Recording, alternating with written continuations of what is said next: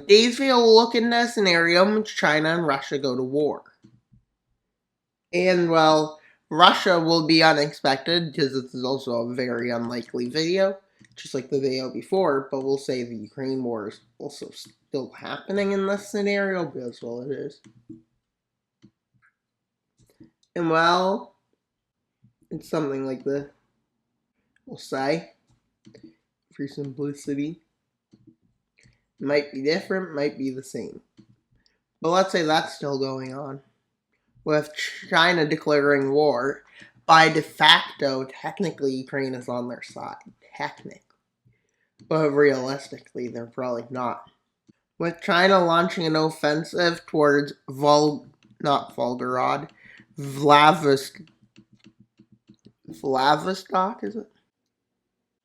And they encircle it and seize it. Well, they do this. They also launch an offensive from the north into Outer Manchukuo, Manchuria, and they go into Russia. Territories that Russia stole from them. Why would China invade them? Because I guess they realize they have more to gain out of taking half of Russia than losing Russia.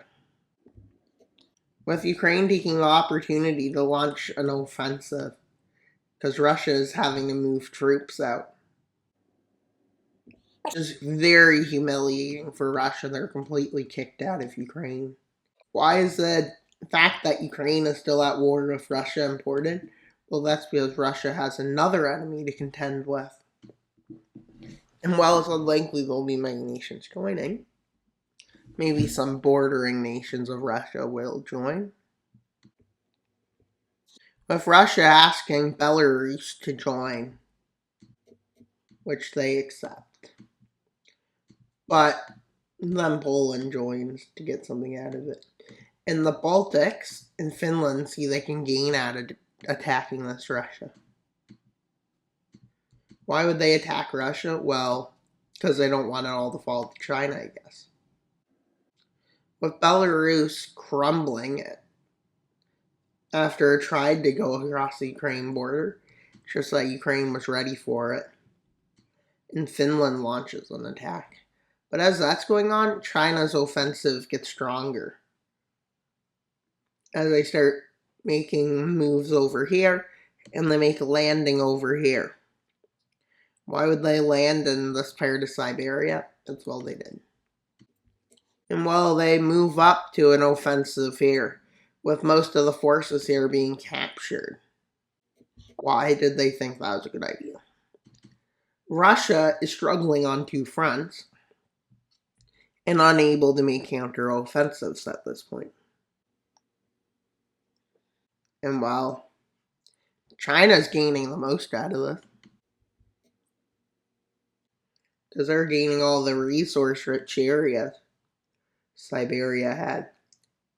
With them launching up here in an offensive, and while their offensives just get better at this point, as they make a big offensive, Russia still probably wouldn't want peace.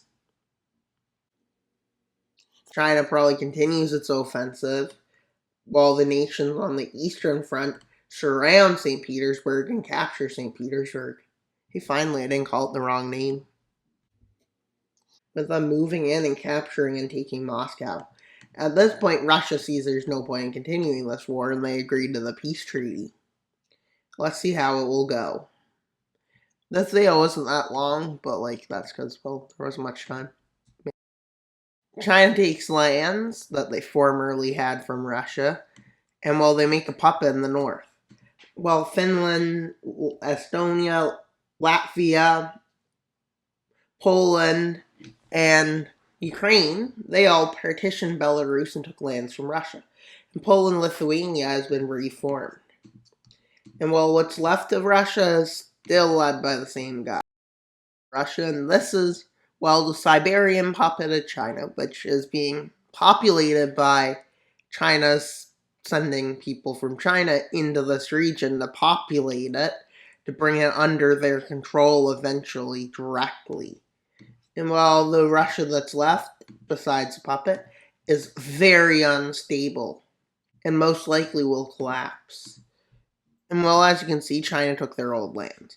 And that's pretty much all for today's video. Please like, subscribe, and comment. Why should you like and subscribe and comment?